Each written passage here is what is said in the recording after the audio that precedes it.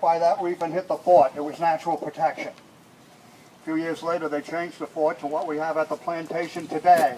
6 guns on top, underneath town meeting and church. Of course, people keep asking me, how could they justify putting guns on a building they had church in?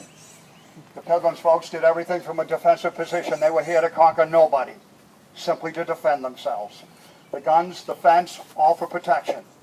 But also keep this in mind, that fence I've been telling you about began at Plymouth Rock. It ran up here, around that large marker, back to the ocean on the other side. That fence was 10 feet high and went into the ground 3 feet deep. 51 people to build it. They had to save their energy and materials. They had to use one building for more than one purpose. But since we're in the graveyard, there are some significant graves up here. William Bradford, the second governor, very unusual that we know that. We do not know where the Pilgrims are buried. They would not mark their graves. Ironically, we know where the governor's buried simply because a generation later his son died and requested he be buried with his father. So we put a marker for the father next to the son. Same thing with John Howland, folks. All his grandchildren are here, so we put a marker for John with the grandchildren.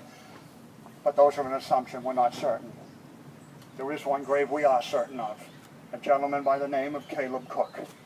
Caleb Cook is a Mayflower descendant, but that is not why he's important. He's the gentleman that shot King Philip to end the King Philip War. And at the time, the Europeans felt that King Philip left so many of them dead on the ground, he did not deserve to be buried. So they did not bury King Philip, they quartered him. And they hung his pieces from those trees. Everything, of course, except for his head, which they put on a pole in town square for 25 years. Now, keep in mind, the head on the pole thing is not our idea, that is a European tradition. However, the 25-year thing is just a little over the top. But again, folks, the Pilgrims did everything from a defensive position. If you did not threaten them or attack them, they would not bother you. Threaten or attack. And Miles Standish felt it was his duty to protect his people. He felt it was better to put a head on a pole than to have more bodies on the ground. It was a deterrent. But folks, also think about this. Why in the world would the Wampanoag Indians sign a peace treaty with 51 people? The Wampanoags had just gone through a plague. They were weak. The Narragansett Indians from Rhode Island were trying to take them over. They signed a peace treaty with the Pilgrims because they had guns. Immediately after signing that peace treaty, Governor Bradford got a little message from the chief of the Narragansett Indians. He got a rattlesnake skin wrapped around arrows. That meant we're coming to get you. Well, Bradford took out those arrows, filled that rattlesnake skin with bullets, and sent it back. Come on. And immediately began building the fence. Discretion being the better part of valor. But the point is this, folks. They never needed the fence. They were never attacked.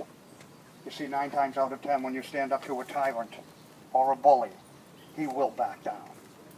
The Pilgrims always negotiated from a position of strength.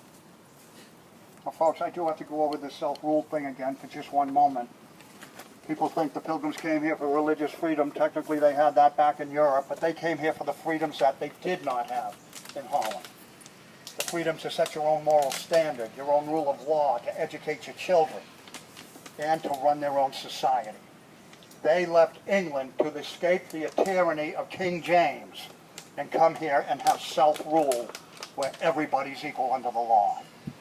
But here's the problem. What do you do with the people you meet? What do you do with the Indians? Should they be equal under our law? Absolutely. And in 1621, the Indians and the Pilgrims wrote a handwritten peace treaty that had 6 points, all pointing to the fact that everybody's equal under the law. Europeans, Indians, governor, everybody. Well, in 1630, 3 Europeans killed an Indian on the Rhode Island border. 2 were captured and brought back to Plymouth for a trial. One of the 3 judges that sat in on that trial, John Jenny, the man that built the grist mill. Naturally, the Indians thought it would be a joke, a mock trial. Go through the motions, get it over with, let them go. After all they did was kill an Indian.